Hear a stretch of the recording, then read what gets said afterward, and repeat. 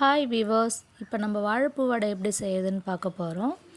ஒரு ஃப்ரெஷ்ஷான வாழைப்பூவை எடுத்து நல்லா க்ளீன் பண்ணி வச்சுருக்குறோம். அது உள்ளே இருக்கிற அந்த குடல்னு சொல்லுவாங்க, அது எல்லாத்தையுமே க்ளீன் பண்ணியாச்சு. இப்போ 200 கிராம் கடலைப்பயிறு எடுத்து ஊற வச்சுருக்கேன். 4 மணி நேரம் ஊற வச்சுருக்கேன்.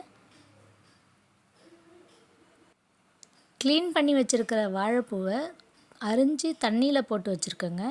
வெங்காயம் 4 எடுத்து அரிஞ்சு வச்சுருக்கேன். பூண்டு இடித்து வச்சுருக்கேங்க. ஒரு பச்சை மிளகாய் எடுத்து அரிஞ்சு வச்சுருக்கிறேன். கருவேப்பிலை கொத்தமல்லி சிறுசாக அரிஞ்சு வச்சுருக்கிறேன். 1 டேபிள் ஸ்பூன் சோம்பு எடுத்து வச்சுருக்கேன்.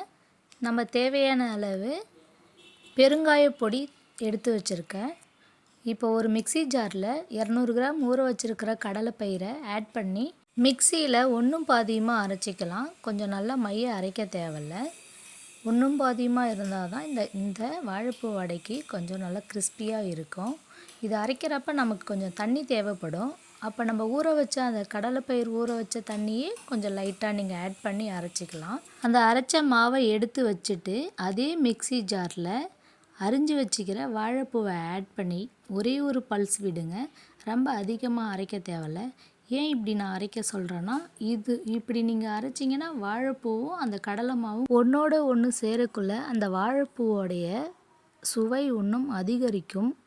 இப்போ ஒரு பாத்திரத்தில் கடலை மாவு, வாழைப்பூ, அரிஞ்சு வச்சுக்கிற வெங்காயம், பெருஞ்சீரகம் 1 டீஸ்பூன் ஆட் பண்ணி வச்சுங்க.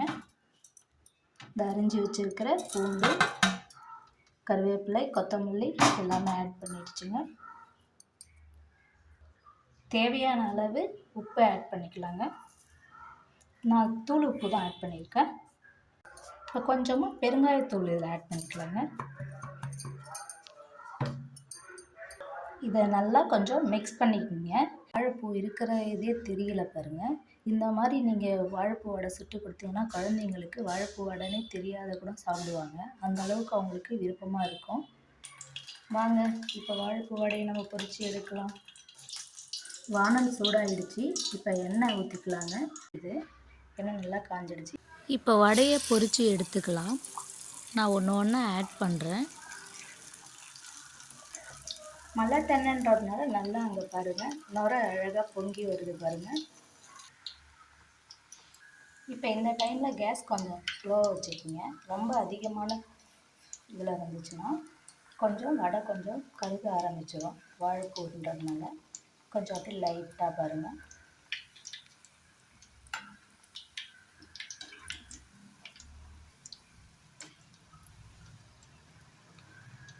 இந்த மாதிரி நீங்கள் செஞ்சு கொடுத்தீங்கன்னா உங்கள் குழந்தைங்க ரொம்ப விரும்பி சாப்பிடுவாங்க. இது ஒரு ஈவினிங் ஸ்நாக்ஸ் வடை மாதிரி. வடை இப்போ வடை நல்லா வெந்துடுச்சு. இப்போ நம்ம வடையை எடுக்க ஆரம்பிச்சிடலாம்.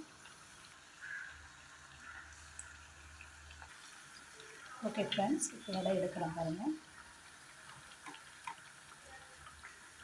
கொஞ்சம் எண்ணெய் நல்லா வடிகட்டிட்டு ஒரு பாத்திரத்தை எடுத்து வச்சுக்கலாங்க.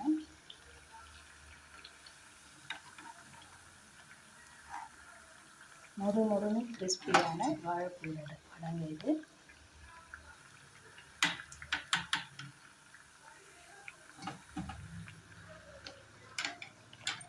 அவ்வளோதான் ஃப்ரெண்ட்ஸ்.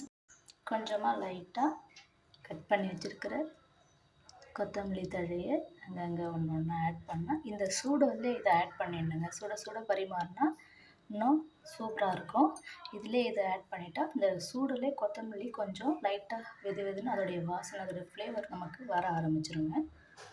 எங்கள் சேனல் உங்களுக்கு பிடிச்சிருந்தா லைக் பண்ணுங்கள், கமெண்ட் பண்ணுங்கள், சப்ஸ்கிரைப் பண்ணுங்கள் மறக்காமல். ஓகே, பாய். தேங்க்யூ ஃப்ரெண்ட்ஸ் வாட்சிங்.